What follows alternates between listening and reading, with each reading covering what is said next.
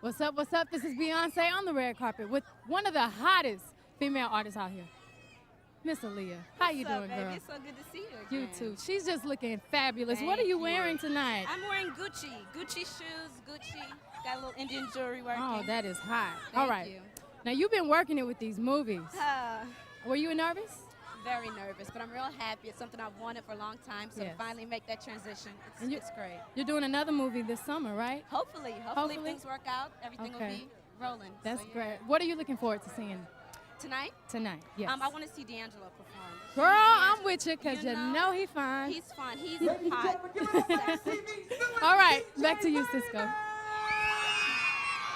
In the summer of 2000, long before Beyoncé became a household mononym and while Aaliyah still floated on airwaves as R&B's brightest promise, the two young women found themselves shoulder to shoulder on a crowded red carpet. Cameras flashed, reporters yelled, yet the moment that survives on tape isn't the noise. It's the way Beyoncé's face lights up when Aaliyah leans in to compliment her new single. That brief exchange, posted years later on Beyoncé's Instagram as a tribute, captured more than casual friendliness. It hinted at a quiet alliance the industry never expected. What no one outside their circle realized at the time was that behind the giggles lay a growing list of worries. Both artists were learning painfully fast how ruthless the business could be. In late-night phone calls, they traded stories about predatory deal-makers, rumors of powerful men pushing boundaries, and the toll of nonstop travel on bodies not yet 22.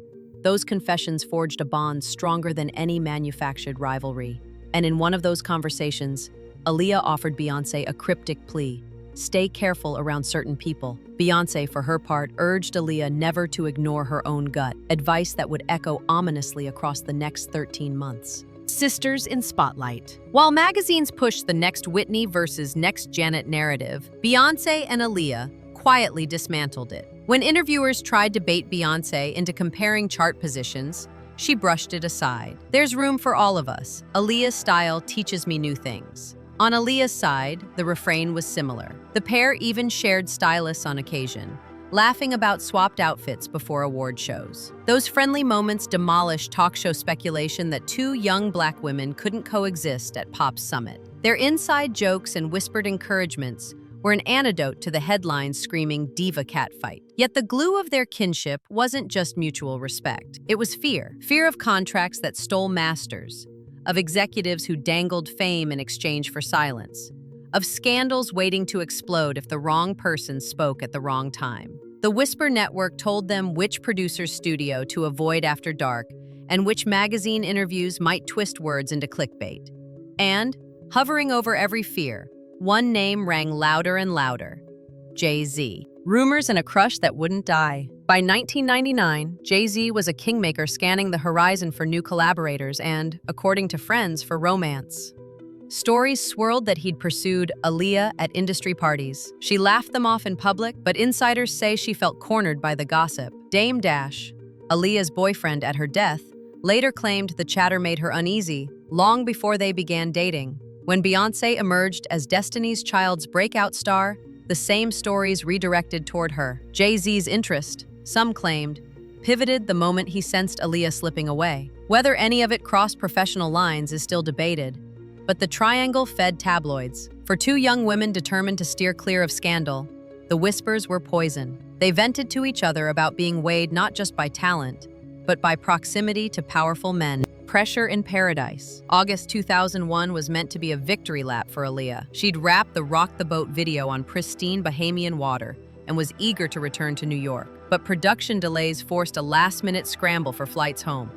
The charter company rustled up a Cessna 402B, smaller than planned, and crew members reportedly stacked camera gear until the floor groaned. An airport worker warned the pilot, Luis Morales, that the plane looked overloaded. The warning was ignored. Hours later, investigators would note the aircraft sat at least 700 pounds over its safe takeoff weight, its center of gravity pushed perilously far aft. Morales himself was a risk few passengers could have recognized. Court records later showed his FAA license was fraudulent, his medical waivers forged, and toxicology tests found cocaine and alcohol in his system. In any other circumstance, a pop star's team would have qualified every pilot twice over, but time, budget, and complacency converged into catastrophe. The chilling claim in Baby Girl. 2 decades later, Music journalist Kathy Indoli's biography, Baby Girl, shook fans with a new allegation.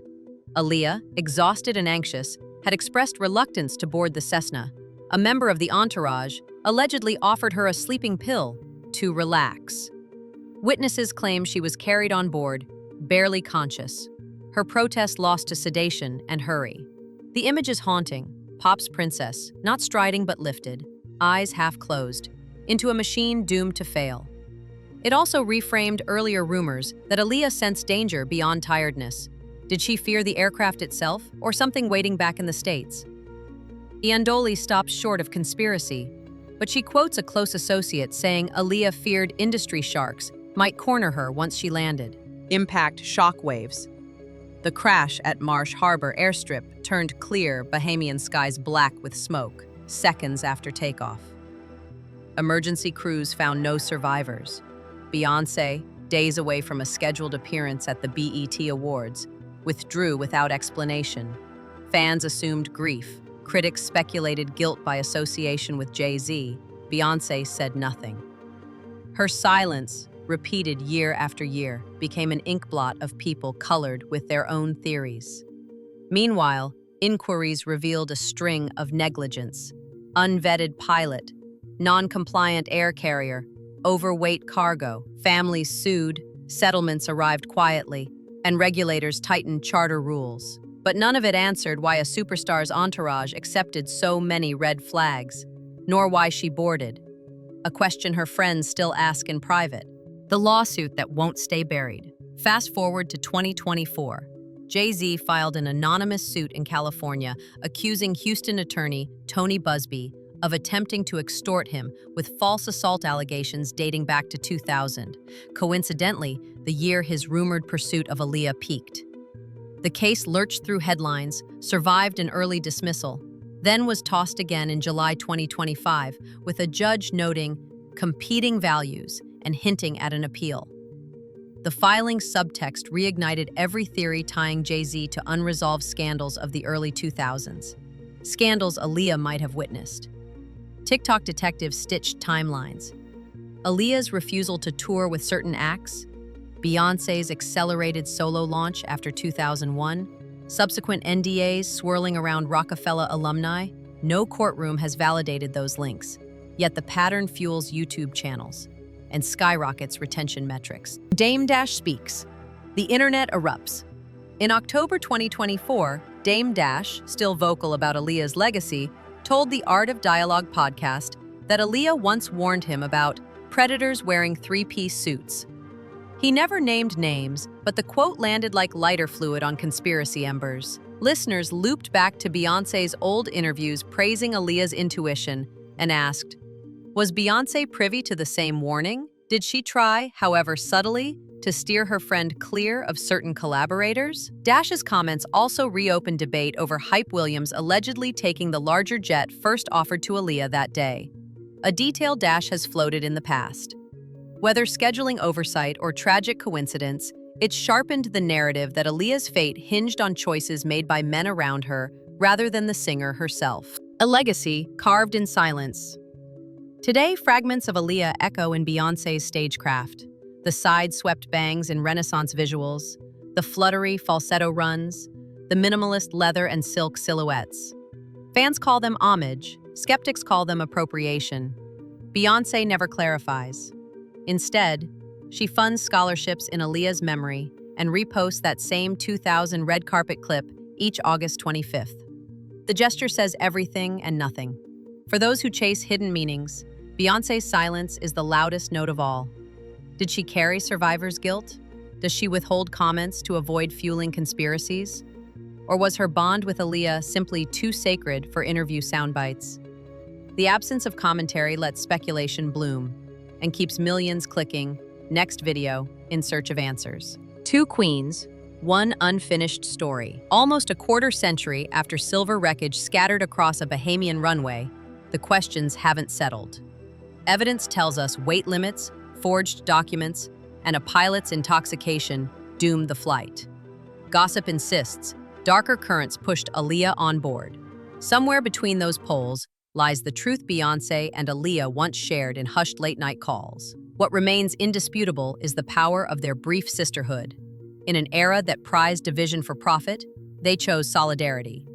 And whether Beyoncé tried to shield her friend from toxic men or simply cheered her on from parallel ascent, the gesture mattered.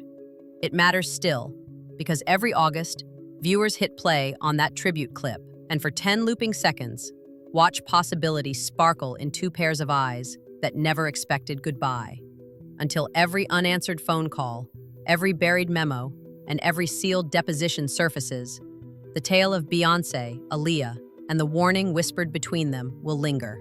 Half fact, half ghost, compelling, heartbreaking, and very much alive in the collective imagination of music lovers who refuse to let either queen's story end here.